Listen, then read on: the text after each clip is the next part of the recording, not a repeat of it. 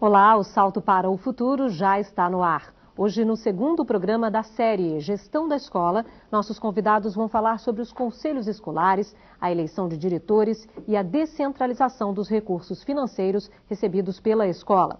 Para este debate, convidamos a professora da Universidade Federal do Rio Grande do Sul, Nalu Farenzina, a orientadora da Célula de Apoio à Gestão Escolar da Secretaria de Educação Básica do Estado do Ceará, Lucidalva Pereira Bacelar, e o professor das redes municipal e estadual do Rio de Janeiro, Emílio Luiz Pedroso Araújo.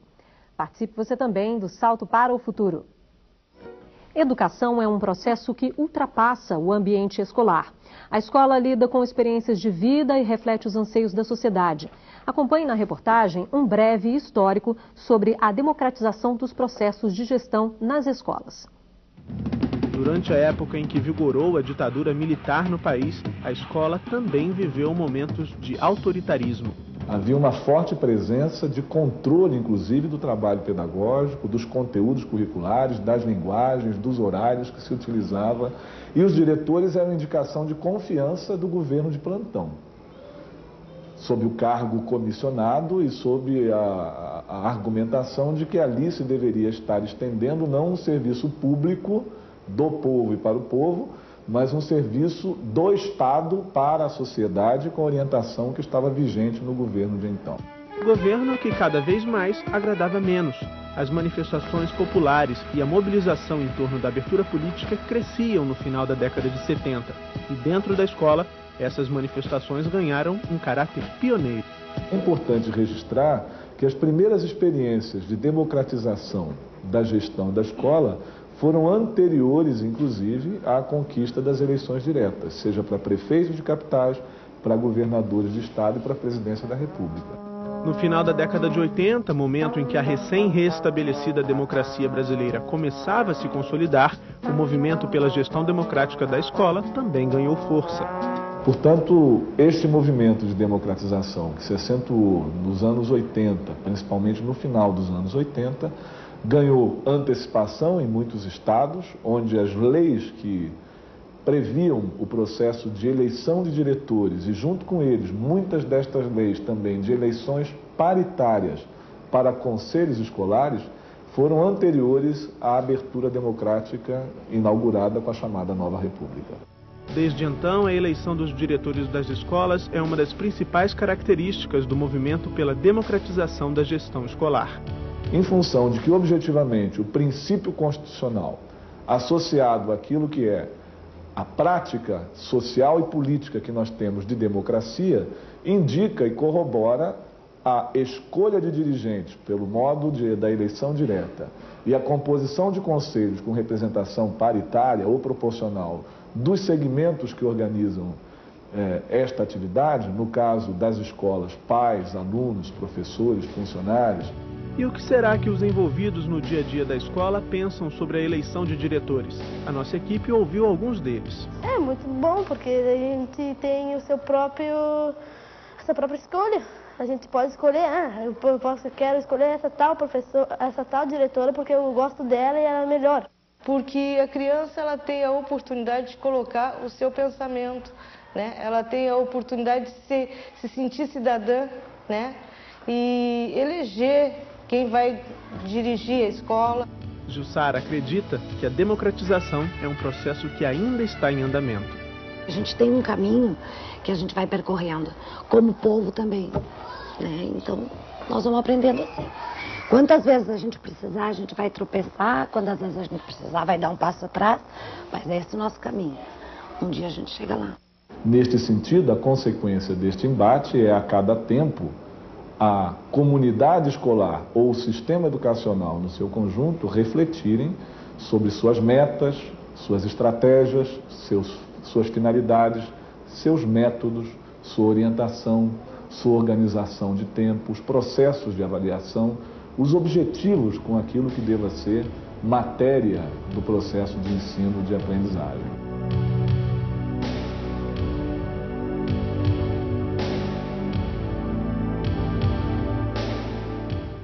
Bom, primeiro eu quero agradecer a presença de vocês no programa de hoje. Começar pela professora Nalu. Nós vimos aí, professora, nesse vídeo, um pouco da história, da evolução desse conceito e da implantação desse conceito no Brasil. Como é que a senhora acha, assim como disse a professora ali no finalzinho, que estamos em andamento? Mas eu queria ouvir a senhora, a sua opinião em relação a como está esse conceito de gestão e a implantação desse conceito no país e pelo menos na região em que a senhora vive.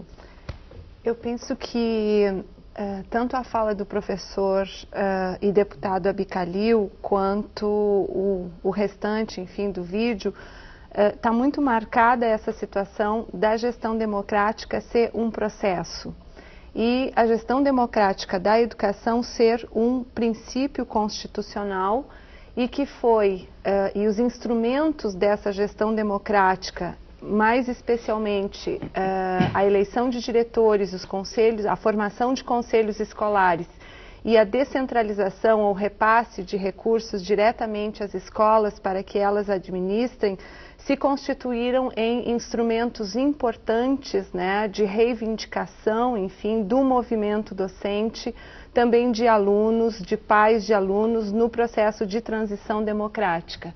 Então, por exemplo, no Rio Grande do Sul, que é meu estado, tanto na rede estadual de ensino como em vários municípios, esses 3 instrumentos de gestão democrática têm se constituído, não em todos os locais, não sem avanços e recuos, é um processo que se inclui, né, no alargamento dos canais democráticos, enfim, que se coloca também no âmbito da escola e que faz parte, enfim, hoje, com certeza, para os nossos alunos, para os professores, para a comunidade escolar como um todo, da nossa construção e do nosso aprendizado de cidadania.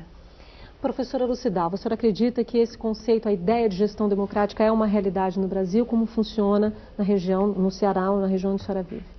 Inicialmente, eu gostaria de saudar todos os nossos telespectadores e, de uma forma bem especial, aos inúmeros educadores que estão distribuídos nas telesalas e por todo o nosso país.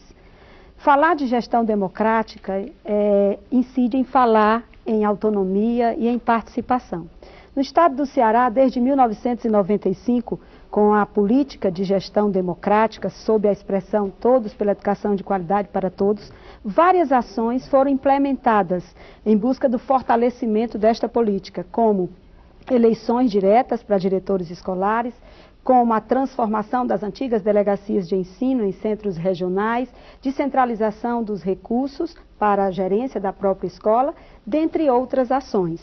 E estas ações, no conjunto, elas vão compondo um caminho que se fortalece à medida que a escola se apropria dos mecanismos, criando outros mecanismos e se fortalecendo nesta caminhada, inclusive a criação dos organismos colegiados. De 95, da primeira versão das eleições de diretores no Ceará até o presente ano, inclusive nós estamos vivenciando agora mesmo o processo de eleições para diretores, tendo a primeira etapa acontecido em outubro, no dia 24, com a prova escrita, e em dezembro, no dia 13, teremos a segunda etapa com as eleições diretas nas nossas unidades escolares. Então, é um conjunto de iniciativas que vão se somando para a construção desta gestão democrática por toda a comunidade escolar. Obrigada, professora Emília. Primeiro, eu acho que é importante deixar claro a minha opinião sobre a democracia como um processo, que eu acho que ela não é um processo que ela sempre estará num processo de aperfeiçoamento. E eu acho que é bastante pertinente que a gente esteja discutindo essa questão nesse momento, até porque há um número cada vez maior de estudos que apontam um desencanto da sociedade com a democracia. Na verdade, a democracia ela não chegou exatamente a ser um instrumento de diminuição da desigualdade, de acesso das pessoas a mecanismos de decisão, etc., na maioria dos casos. Portanto, é necessário que a gente comece um processo de aperfeiçoamento desses mecanismos que foram transferidos às escolas, não só os mecanismos de repasse de recursos, como os mecanismos de eleição de diretores, etc. Até porque nós temos uma sociedade que se organiza de uma maneira que é uma maneira muito centralizada também quando há essa transferência de poder. Portanto, quando o poder vai para dentro das escolas, quando a democratização da gestão vai para dentro da escola, ela passa a se concentrar na mão de alguém. A experiência que eu vivencio é uma experiência que mostra que, na maioria dos casos, nós temos o diretor da escola, ou um núcleo muito pequeno de pessoas no interior das escolas, com o poder de decisão extremamente concentrado nessas pessoas. E isso é ruim. Por quê? Porque isso faz com que as pessoas não tenham a possibilidade de exercitar aquilo que faz com que elas venham a exercitar aquilo que é a razão essencial da democracia, que é esse aprendizado que faz com que elas levem essa experiência para tantos outros espaços. Portanto, eu acho que é muito importante que a gente esteja fazendo essa discussão, não apenas para encerrar nela, mas para que a gente comece a desenvolver um processo de aperfeiçoamento desses mecanismos. Sem isso, a gente vai ter uma frustração cada vez mais significativa com esses procedimentos. Tá certo. A primeira participação do programa de hoje é do Luciano, do Tocantins. Oi, Luciano. Olá, Bárbara. Boa noite a todos. Aqui é do Teleposto, da Escola Estadual Joaquim Francisco de Azevedo, em Tapes do Tocantins. A Secretaria de Educação do Estado do Tocantins vem implementando nas escolas a gestão democrática, promovendo seletiva para coordenadores pedagógicos e diretores, delegando autonomia administrativa e pedagógica, descentralizando também os recursos financeiros com repasse mensais de verbas. A nossa dificuldade é com o envolvimento de pessoas da comunidade no conselho escolar.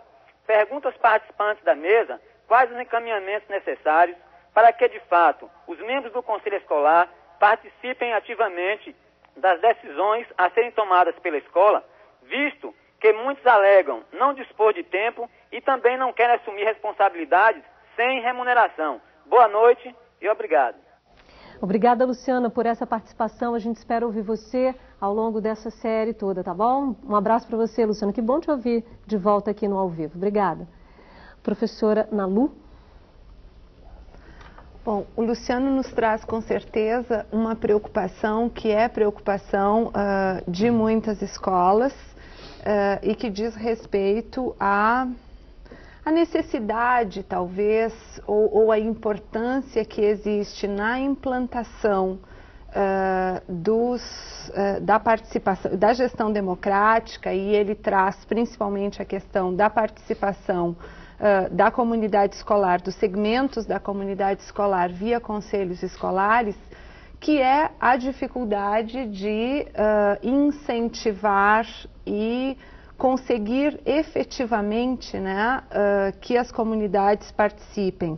É recorrente, eu não tenho dúvida, isso é algo que eu escuto constantemente no meu contato com as escolas, com diretores, muito com professores que são meus alunos também, dessa dificuldade de participação. Em geral, a gente pensa, voltando a falar na questão de construção e de processo, né, que a construção dessa participação também é algo que precisa ser recorrentemente incentivado. Ao mesmo tempo, na fala do Emílio, ele nos traz um aspecto importante de que a questão da participação, que é a de tomar parte realmente, né, a comunidade escolar, todos os segmentos, sentirem que estão efetivamente participando, se isso não acontece, também pode levar a um certo afastamento. Eu acho que existe sim um trabalho, que é um trabalho, acredito que pedagógico, né? Que pode ser desenvolvido seja pelas direções de escola, seja por segmentos, inclusive, de pais, de professores, de alunos, no sentido de um convencimento. Eu acho que nós podemos também falar de uma sedução, no sentido do encantamento, da importância dessa participação para que realmente se constituam projetos coletivos. Bom, a gente tem agora perguntas com a Mônica. Os professores Edenir e Kátia, de Lages, em Santa Catarina, dizem que o boletim apresenta a democratização da educação como elemento influenciado por tendências políticas, econômicas, enfim, uma ação da sociedade. Eles querem saber como agregar tais fatores à gestão escolar e ainda equilibrar as situações internas da escola. Professora Lucidalva? Bem, através da participação, o que já é uma tendência que a escola demonstra, acreditando nesta participação, não somente no sentido de colaboração, mas no sentido de desde o planejamento, a execução e na tomada de decisões, a comunidade ela se faça de fato presente. Até concordo com a professora Ana Lu quando diz que é um trabalho de conquista, que não é fácil. E a escola ela não está fora da sociedade, ela sofre influências desta sociedade e ela influencia também. Então, não se consegue democracia a não ser pela democracia. Então, a escola, através da construção do seu projeto político-pedagógico, ela já diz a que veio, ela já mostra a sua cara. E é importante que este projeto político-pedagógico tenha sido construído por todos que fazem parte da comunidade escolar.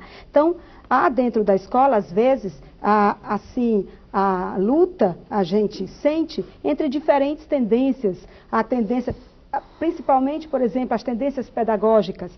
Há práticas que são autoritárias, há práticas que são tradicionais. Então, daí é que se convence, este convencimento com esta participação de que a escola ela precisa ter uma sintonia, não um pensamento comum. A divergência ela faz parte do fórum, né, das discussões, e é importante que as pessoas até apresentem essa divergência, ela faz parte do ambiente democrático, da pluralidade de pensamentos que deve coabitar no seio da educação, no seio da escola. Agora, a escola mostrando que vence porque tem um projeto político-pedagógico que foi construído com a participação de todos e que todos estão unidos para que este projeto tenha sucesso.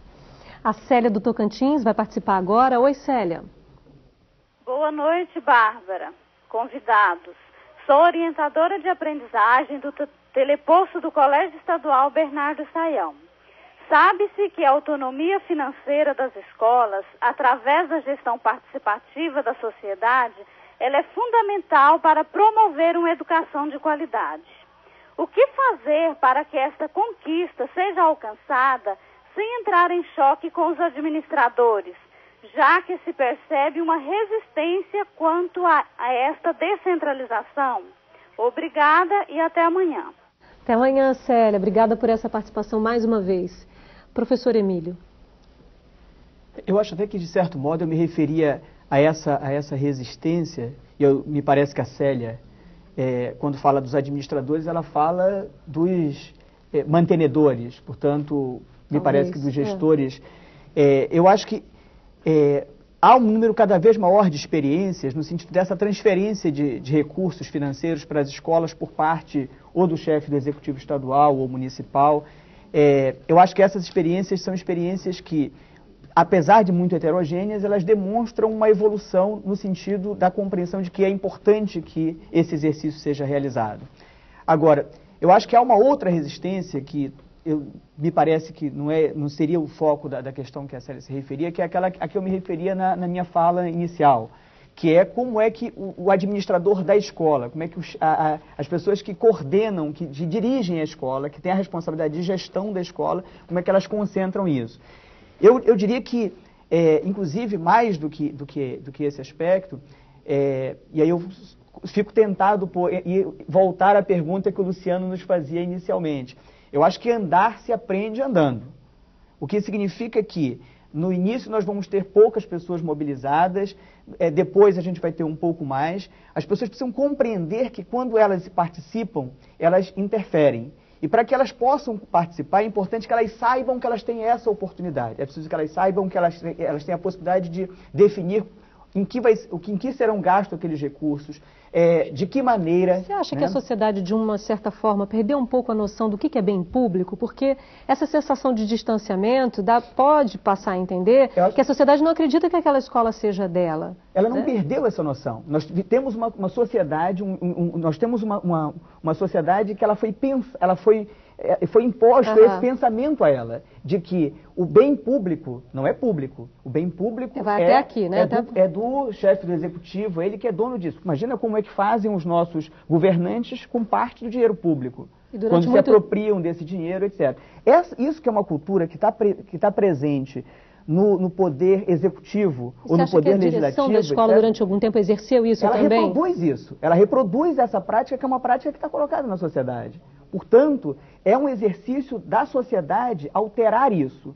Portanto, Eu acho que a questão que a Célia levanta, ela tem relação com isso, com aquilo que o Luciano dizia. Nós precisamos fazer com que a sociedade, lentamente, nós gostaríamos que fosse apressadamente, ela participasse cada vez mais para que fizesse o quê? Exatamente mudasse a cabeça das pessoas, de todos nós. Fizéssemos que nós pensássemos diferente, pensássemos que o que é público mesmo. Até porque muitos diretores dizem o seguinte, nós não convocamos mais reuniões para que as pessoas decidam sobre o que fazer com o dinheiro, porque as pessoas não vêm para a reunião. Isso é bom, ou seja, de uma certa forma até bom para eles, né? É muito aquela história de quem nasceu primeiro, o ovo ou a galinha. Ou seja, são as pessoas que não participam e por isso nós não convidamos, ou as pessoas não participam porque nós não convidamos, porque nós não insistimos para que elas participem. Por uma direção autoritária, isso é ótimo, né? Bom, a gente tem mais perguntas com a Mônica agora. A professora Verônica Basílio Terra, do Instituto de Educação Governador Roberto Silveira, quer saber se é viável a indicação de diretores das escolas estaduais basear-se primordialmente na indicação pelo voto da maioria da comunidade escolar. Nalu. Bom, é Rosana. Professora Verônica. Eu penso que, em relação às formas, ou seja, a eleição de diretores, ela tem avançado no Brasil e tem se consolidado em várias redes estaduais, em várias redes municipais, como eu dizia antes, enquanto um dos instrumentos da gestão democrática das escolas.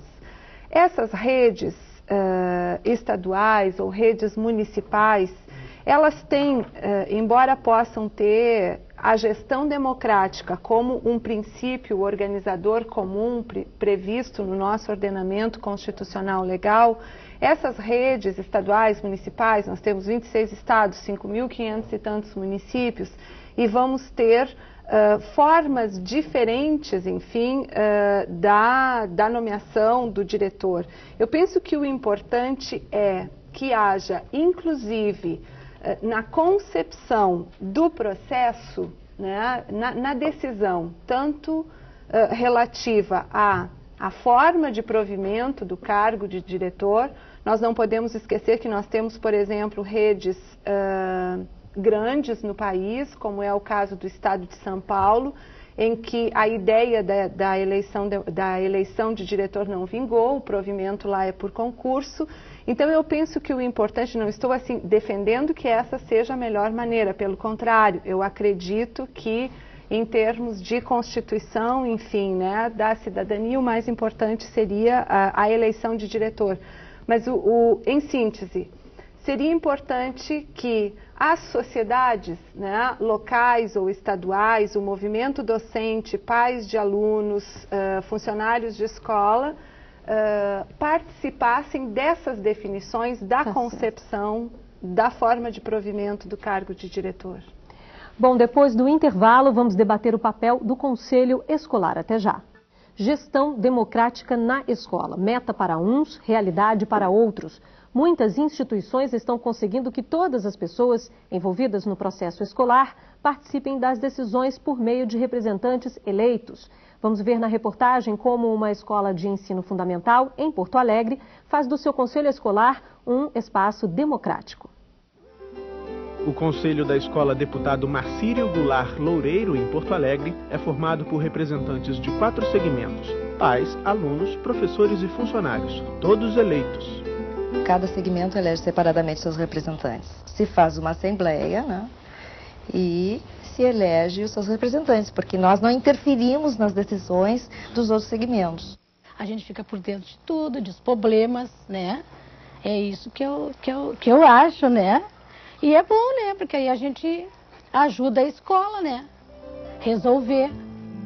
Dona Vera dos Santos, mãe de uma aluna que estuda há 5 anos na escola, faz parte do grupo de 11 conselheiros. Eleita há mais de um ano, Dona Vera diz que sua participação no conselho mudou, inclusive, a forma de acompanhar o desempenho escolar da filha. Mudou porque eu sei tudo que acontece na escola. A estudante Evelyn de Oliveira também é conselheira. Aqui, os alunos com mais de 12 anos podem se candidatar a uma vaga no conselho, que tem seus quadros renovados a cada 2 anos. Eu acho que o conselho é o órgão maior da escola, que quase tudo passa por ele, né? Não é tudo, mas quase tudo passa por ele, desde o que a gente vai gastar no mês, a seleção de alunos que vão entrar na escola. Por isso que eu acho que é muito importante o conselho escolar. Acho que essa equipe, essa direção, ela não coloca nenhum empecilho para que a gente saiba ou não saiba alguma coisa. Ela abre completamente todos os problemas para o conselho. A gente discute e, às vezes, alguém não sai muito contra. Não era bem o que eu pensava, né? Mas a gente tenta discutir até o momento que há realmente um coletivo pensando, não, isso é o melhor para a escola. A lista de assuntos na pauta de discussões é extensa, da abertura de novas vagas à compra de material esportivo, uma reivindicação do Grêmio Escolar. Os alunos pediram, por exemplo, material esportivo para atividade esportiva. O Grêmio tinha solicitado que eles tenham material à parte deles, porque eles estão pretendendo fazer a monitoria do recreio. Todas as decisões são anotadas na ata da reunião. Além de fiscalizar a utilização de verbas e de acompanhar as ações administrativas, uma outra atribuição do Conselho é debater questões pedagógicas da escola, que é organizada por ciclos e tem 950 alunos matriculados.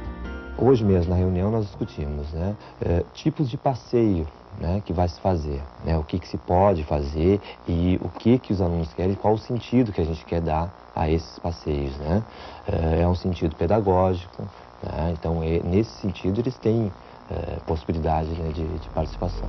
O presidente do Conselho Escolar ressalta ainda a importância da gestão democrática para a melhoria da qualidade do ensino. Na medida em que tu tem uma gestão democrática, com relação aos alunos, a participação deles faz com que eles tenham uma vivência diferente. Mesmo que amanhã depois eles estejam num lugar que não tenha essa participação, eles na realidade, como têm essa experiência de vida, eles vão procurar querer ter isso, querer participar, e vão questionar por que nós não estamos participando. Então, isso é cidadania. Para que eles estão na escola? Para aprender isso. Estou aprendendo muita coisa e também estou dando críticas, estou criticando e estou aprendendo muitas coisas no conselho. É importante porque a decisão não fica sobre os ombros de uma só pessoa ou de duas, no caso da direção e do vice. É importante que todas as coisas são distribuídas, todos os encargos são distribuídos. Os alegres e os tristes, os bons e os maus, todos os encargos. A gente discute seriamente aqui dentro cada coisa que tem que se fazer. Todos são ouvidos e isso é importante aqui. Em alguns lugares ainda tem alguns resquícios de não, isso não, porque foi...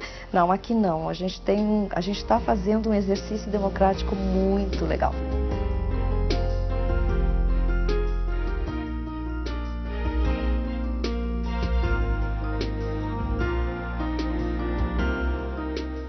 Professora Lucidalva, eu gostaria que a senhora comentasse essa reportagem que a gente acabou de mostrar e falasse também, a gente viu ali nesse conselho especificamente um pouco das atribuições desse conselho. Eu gostaria que a senhora comentasse também qual é o papel do conselho, quais devem ser essas atribuições desses conselhos escolares.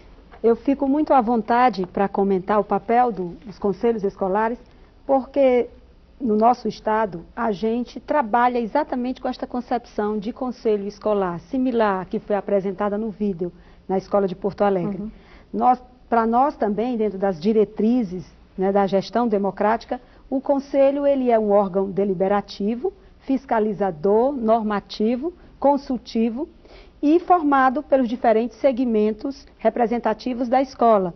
O conselho ele tem uma formação paritária no formato que nós trabalhamos lá no nosso estado, também como foi apresentado, 50% formado por pais e alunos e 50% por professores e funcionários. Mas assim a gente poderia dizer segmento externo e segmento interno à escola. E temos também a representação do diretor, de algum membro do núcleo gestor e de um representante da sociedade civil. Além dos pais e dos alunos, a sociedade civil organizada, uma liderança, também se faz presente no conselho escolar. Agora, o que a gente precisa fortalecer neste formato, neste fórum deliberativo, é exatamente a relação entre os representantes e os representados. Que esta relação ela não esgote exatamente após o voto do representante pelo seu representado. mas que continue. Cada segmento precisa estar organizado, a associação de pais, para que o seu representante retome e delibere as questões junto ao conselho escolar, baseado na opinião, baseado na discussão com seus pares, e assim sucessivamente. Porque pode acontecer desse representante não representar efetivamente o pensamento da sua... A questão da legitimidade destes representantes. Ele vai para o conselho, aqui, mas não... os demais membros do conselho, o Grêmio Estudantil, que a gente está tentando também fortalecer, trabalhar a questão da formação continuada. Por sinal, no plano da educação básica que nós estamos trabalhando nessa administração, no nosso estado, Escola Melhor, Vida Melhor, a gente aponta para o fortalecimento, a modernização da gestão, exatamente pelo aperfeiçoamento dos organismos colegiados. Tá certo. A Maria José do Maranhão participa agora. Olá, Maria José. Olá, sou Maria José Barreto. A pergunta é das cursistas do teleposto de Bacabal, Maranhão.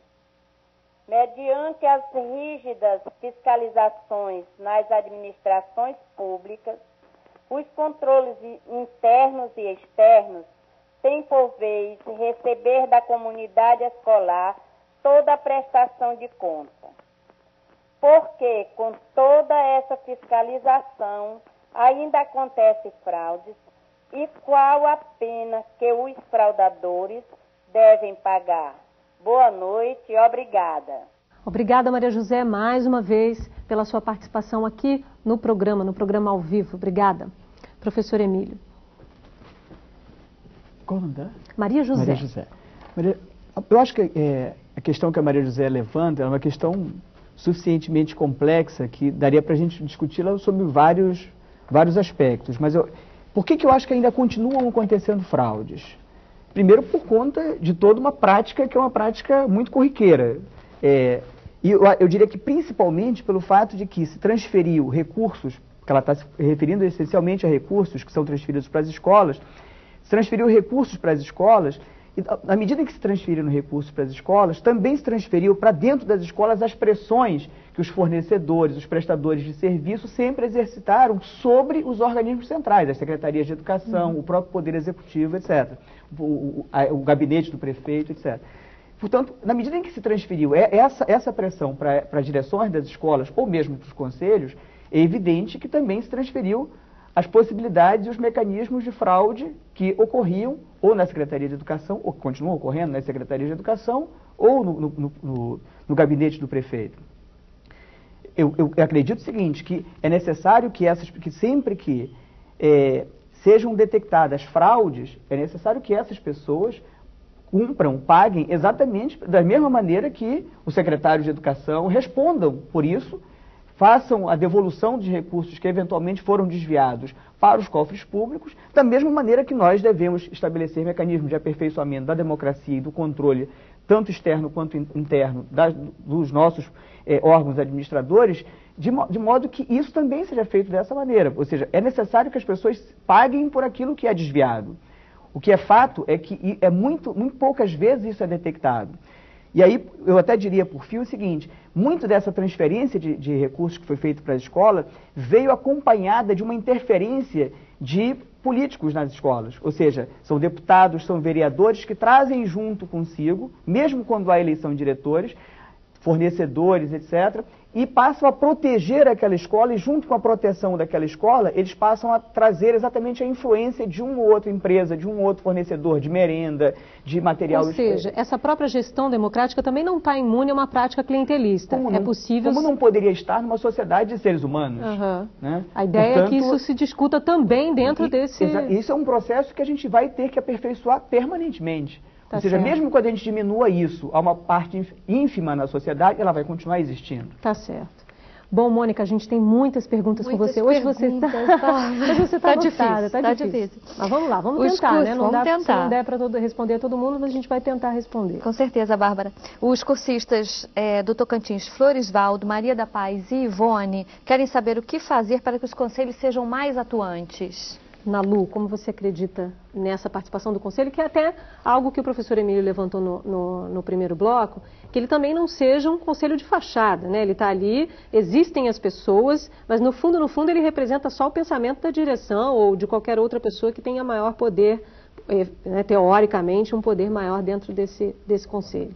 Sim, eu penso que além de uma responsabilidade que eu já havia inclusive falado antes, né, dos próprios professores ou de grupos de pais ou de grupos de alunos ou de diretores da escola, no sentido, enfim, de promover, de incentivar essa participação, eu gostaria de tocar também num outro ponto que diria respeito, mais especificamente, aos próprios professores, a formação dos professores, né? Professores esses que hoje em dia, principalmente em todas as redes em que há eleição de diretores, não serão apenas professores, podem também se tornarem, né, diretores de escola. Então, eu acho que quer dizer, as agências formadoras, as instituições de ensino, as próprias secretarias de educação, né, também penso que tem um papel importante a cumprir, né, no caso das instituições de ensino superior, que as questões de democracia, de participação, de ética na gestão, de controle público e social, né, façam parte da própria formação, enfim, do docente, como as secretarias de educação têm o seu papel nos processos de formação continuada de professores, também na promoção, né, da gestão democrática, da participação, da ética na gestão. Eu levanto esse como um ponto a mais e que inclusive é externo à escola, mas que também é fundamental. Tá certo. A Mônica, voltamos com a Mônica. A Ciseni da TV Escola de Anápolis diz que o Fundef está previsto para funcionar até 2006 e ela quer saber se já existe outro fundo para substituí-lo. Lucidalva, a gente recentemente já teve uma série aqui sobre o Fundeb, sobre o estudo, há uma discussão correndo agora, inclusive, sobre a criação do Fundeb. Como é que vocês têm alguma informação de como é que estamos isso agora? Nós consideramos que a urgência em se chegar a um denominador comum, principalmente com relação à fonte de financiamento para a educação infantil e para o ensino médio. Vejam que no nosso estado nós estamos passando por muitas dificuldades com relação à expansão e à melhoria da qualidade do ensino médio, já que o estado aporta bastante recursos no Fundef, né, na transferência desse recurso para as redes municipais, para o desenvolvimento do ensino fundamental e, em contrapartida, aumenta a matrícula, a demanda por oferta no ensino médio e o estado se vê numa situação delicada. Como cumprir, não é, com esta expansão e essa preocupação que hoje não pode ser somente com relação ao ensino fundamental, mas sim com relação a toda a educação básica. Só para ficar claro, quem não pôde acompanhar, o Fundeb seria o Fundo de Desenvolvimento da Educação Básica, que compreende ensino fundamental, educação infantil, ensino fundamental e ensino médio. Agora a gente tem o Antônio do Ceará. Olá, Antônio. Olá. Boa noite. Sou professor da escola José Benevides, no Ceará. A minha pergunta é a seguinte: como os alunos podem intervir na Secretaria de Educação pedindo recursos financeiros para aplicar na sua escola, usando e visando a gestão democrática, ou seja, a democracia como apoio principal para isso? Obrigado e boa noite. Obrigada, Antônio, por essa participação. Professor Emílio. Eu diria que a pergunta do Antônio seria muito mais apropriada para a Lucia responder. Fique à vontade, correto? fique à vontade, Lucidal. Bem, nós na Secretaria da Educação, nós temos um projeto chamado Projeto Manutenção, que nós transferimos para as escolas em cotas mensais, para pequenos serviços e para manutenção, material de consumo, material de expediente. Nós calculamos um valor, há uma discussão em cima de um valor e dependendo da matrícula, tanto para a escola de ensino fundamental como para a escola de ensino médio. Atualmente, nós estamos com alguns projetos de apoio ao protagonismo juvenil. E a Secretaria da Educação lançou 2 editais, um edital de apoio a projetos juvenis e apoio a projetos pedagógicos, através do qual a escola se inscreve, independente do recurso de manutenção, ela se inscreve para que, apresentando um projeto, esse projeto dos alunos, do Grêmio, esses projetos sejam financiados. É um valor que vai até no máximo R$4.000 por projeto, mas é uma forma de incentivar o aluno neste empreendedorismo. Eu acredito que seja isto que o Antônio esteja se reportando, essa forma que a escola, através dos alunos, pode de forma organizada se inscrever para ter um financiamento para um projeto juvenil. Mas vamos supor que os alunos queiram ter uma negociação, uma conversa diretamente com a Secretaria. A Secretaria está aberta para receber uma comissão de alunos, somente de alunos, por exemplo? Sem dúvida alguma. Estamos, inclusive, nós temos no setor que eu trabalho, na coordenadoria que eu trabalho, a coordenadoria de apoio à gestão escolar, apoio aos organismos colegiados, e além deste fórum, nós temos os fóruns regionais. Nós temos, são 21 centros regionais em todo o estado, que também têm as coordenadorias de apoio aos organismos colegiados, aos alunos. Sem dúvida alguma, o nosso público-alvo, o nosso maior interessado, estaremos sempre de portas abertas. Tá certo, professora Lucidalva. Vamos voltar com a Mônica. A Ariadne Moreira, orientadora do teleposto Lindalva Silva Santos Castro, em Tocantins, diz que na introdução do texto de hoje está bem clara a afirmação de que os gastos públicos em educação são insuficientes para as necessidades de expansão e maior qualificação da educação escolar. Ela quer saber por que estudar maneiras de fazer a multiplicação de verbas se, na verdade, precisa-se mesmo de uma reformulação na política pública de verbas para a educação. Professor Emílio. Eu diria para Ariadne, que nós temos que fazer os 2 movimentos. Nós temos que repensar os mecanismos de utilização de recursos, mas é essencial que a gente pense como é que a gente vai fazer no espaço curto de tempo, a ampliação dos recursos. Porque na pergunta anterior, eu acho que uma pessoa do Tocantins, quando ela fala sobre a questão do Fundef e o Fundeb que pode vir a substituir o Fundef, a questão objetiva é que isso não significou, na grande maioria dos estados, um aumento de recursos para o financiamento educacional. A ampliação, né? Você diria, a reformulação. Portanto, é necessário que a gente comece a discutir como é que a União entra com um aporte significativo de recursos para garantir tanto uma melhoria do atendimento educacional como a expansão das matrículas, particularmente na educação infantil e no ensino médio. Agora, também é necessário que, associando a isso, numa atividade que é simultânea a essa, se repense quais são os mecanismos relacionados a isso. Ou seja, não dá para continuar os recursos concentrados ou no Estado. Os municípios nunca estiveram. Não dá para os recursos continuarem concentrados nos estados. Ou seja, há que se pensar mecanismos de descentralização desses recursos, de forma que quem tem as matrículas tenha recursos suficientes para garantir a escolarização de boa qualidade aos alunos que estão matriculados. Portanto, eu acho que são 2 movimentos. Agora, o essencial, do meu ponto de vista, é com o Fundef, se o Fundef continuar existindo a partir de 2006, ou se vier a ser substituído por um Fundeb ou qualquer outro tipo de fundo, é necessário que a União tenha um aporte muito mais significativo de recursos. Ok. James do Tocantins, olá. Olá, Bárbara, tudo bem? Sou o professor James Aguiar Araújo, orientador de aprendizagem do teleposto da Escola Estadual Bartolomeu Bueno da Silva, em Carmolândia, Tocantins. Meu questionamento é o seguinte: quais estratégias devem ser adotadas para mobilizar a equipe escolar e a comunidade no processo de descentralização financeira da gestão e fazer valer os conselhos escolares? Boa noite e até a próxima. Até a próxima, James. Conto com você. Já sabe, né?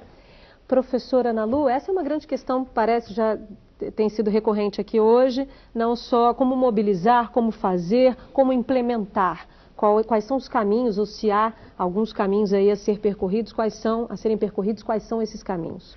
Bom, no meu entendimento, o James, ele pergunta especificamente da gestão ou descentralização financeira, E eu queria aproveitar até para concluir algo que eu dizia antes, da importância do movimento organizado, inclusive de docentes, de alunos, às vezes também, enfim, de diretores, em cada rede, em cada município ou na rede estadual, no sentido de que haja uma discussão da concepção, do formato, enfim, que vão assumir os programas, os projetos, enfim, de descentralização financeira existentes. Acredito também, hoje nós temos inclusive em várias redes estaduais esse projeto implantado. No caso das escolas públicas brasileiras de ensino fundamental, a maioria delas recebe um recurso que é pequeno, mas que é do programa Dinheiro Direto na Escola.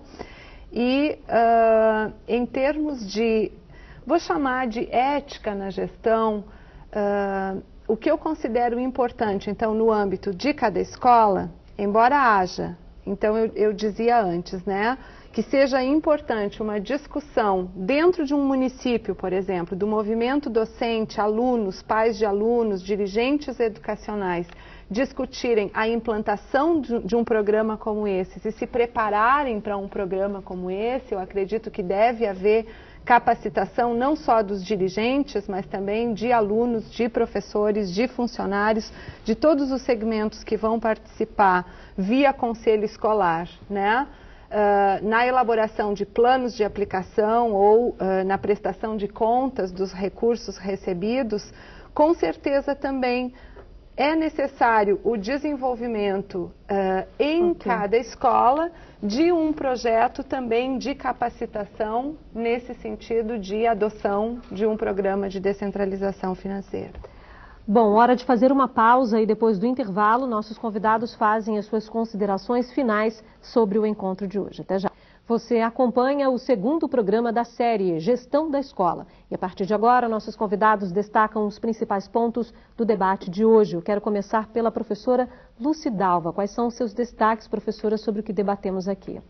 Que é preciso a gente continuar na luta pelo fortalecimento da gestão democrática. É um espaço que a gente conquistou e precisa conquistar muito mais. E gostaria de encerrar com as palavras do nosso nobre Anísio Teixeira. Só existirá democracia no Brasil no dia em que se montar no país a máquina que prepara as democracias. Essa máquina é a da escola pública. Muito obrigada a todos. Professora, a gente ainda tem um tempinho, a senhora foi rápida. E eu queria que a senhora dissesse para os professores que ainda não implantaram a gestão democrática na sua escola, na sua rede, se há algum caminho a percorrer, se esse caminho tem um primeiro passo. Qual seria esse primeiro passo na sua ideia, pelo que a senhora vivenciou lá na sua rede, na rede em que a senhora trabalha?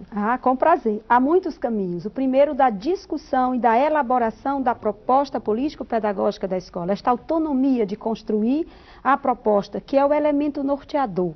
Convidar todos, fazer com que todos se sintam estimulados, se sintam importantes nesta construção. Porque se você constrói coletivamente, com certeza você vai cuidar, você vai querer que as metas que foram definidas, elas sejam perseguidas e sejam atingidas.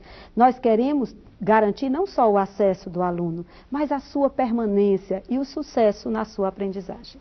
Obrigada, professora Lucidalva. Professora Ana Lu.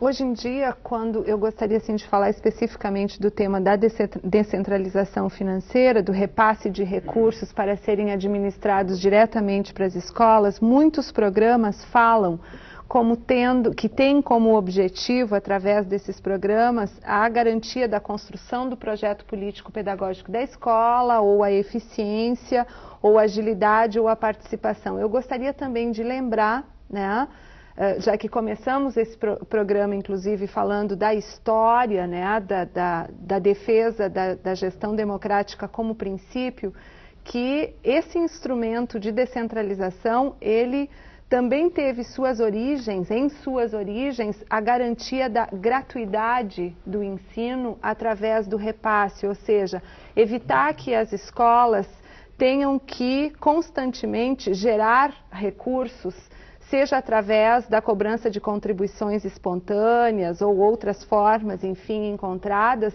e que, através do repasse, tenham um recurso seguro, garantido e que possam até, né, através disso, fazer promoções, às vezes até gerar recursos, mas não com o objetivo de estar permanentemente tendo que dar conta, né, da manutenção da escola através dos recursos próprios. Então, eu considero importante, junto com olhar para a descentralização de recursos às escolas, como uma efetivação ou uma forma de efetivação de um princípio da nossa educação, que é a gestão democrática da educação, mas junto com isso um olhar também para programas como esse, como podendo efetivar também o princípio da gratuidade do ensino, que com certeza é caro, né, a todos quantos querem o aperfeiçoamento da nossa democracia.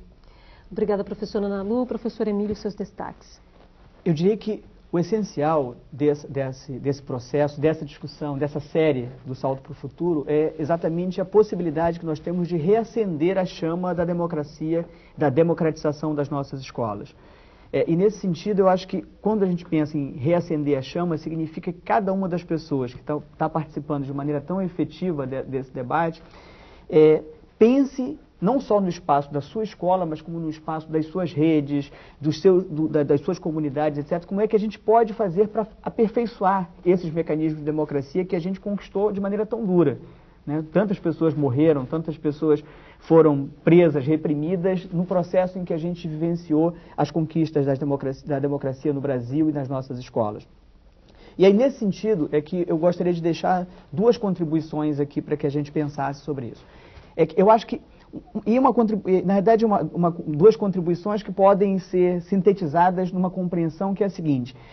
Eu creio que, da mesma maneira que existem processos de indução da democracia ou da democratização, da transparência, feitas a partir do centro, por exemplo, a legislação federal obriga tanto os governos estaduais quanto os governos municipais a apresentarem suas contas, a darem publicidade às suas contas públicas, a licitarem com transparência, etc, etc. Portanto, eu acho que é possível que a gente pense em mecanismos onde as secretarias de educação municipais e estaduais proponham mecanismos, exercitem mecanismos com as suas escolas que sejam mecanismos que também induzam exatamente a essa forma de transparência. Para dar dois exemplos. A definição, por exemplo, de preços, quer dizer, fazer cotação de preços, cotação de preços mínimos, cotação de preços máximos, fazer com que esses mecanismos sejam mecanismos que dê transparência à gestão. Desculpe, mas nosso tempo já acabou mesmo. Bom, o segundo programa da série Gestão da Escola termina aqui. Eu quero agradecer as presenças da Ana Lu Farenzena, professora da Universidade Federal do Rio Grande do Sul, da Lucidalva Pereira Bacelar, orientadora da Célula de Apoio à Gestão Escolar da Secretaria de Educação Básica do Estado do Ceará, e do Emílio Luiz Pedroso Araújo, professor das redes municipal e estadual do Rio de Janeiro. Amanhã vamos debater a gestão democrática do projeto político pedagógico. Até lá!